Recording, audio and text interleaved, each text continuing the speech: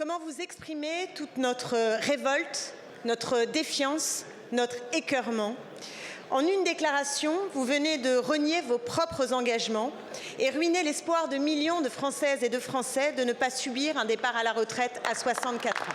Alors que le conclave avec les syndicats était au travail, vous venez de fermer la porte à un retour de l'âge de départ à 62 ans et ainsi d'enterrer tout effort démocratique sur cet enjeu décisif pour la qualité de nos vies et en particulier de celles et ceux qui ont les métiers les plus pénibles. Lors de votre déclaration de politique générale, ici même, devant la représentation nationale, vous disiez pourtant que toutes les questions devaient pouvoir être posées, que rien n'était fermé.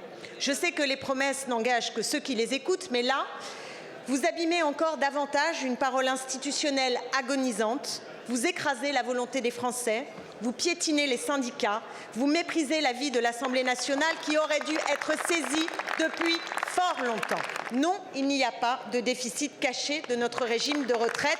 La justice sociale, nous pouvons la financer. Je rappelle que ceux qui sont autour de la table se sont engagés, ou en tout cas ont été engagés, à ne pas dégrader l'équilibre financier du système de retraite.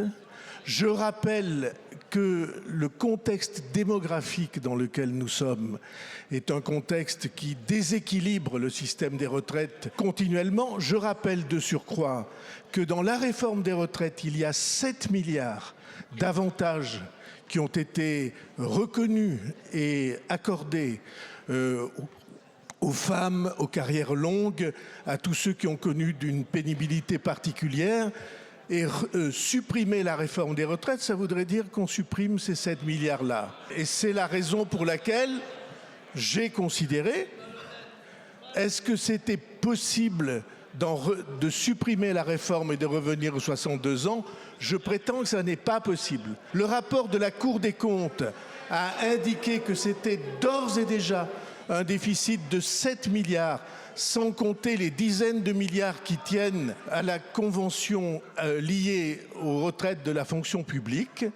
J'ai répondu en conscience et je ne crois pas que qui que ce soit qui travaille sur ce sujet puisse prétendre qu'on peut en revenir à la retraite à 62 ans.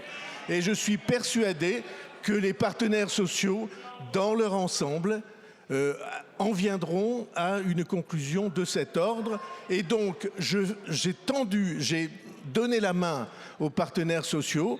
On verra les propositions qu'ils font, mais il n'est pas possible de dégrader l'équilibre financier du système de retraite déjà profondément abîmé.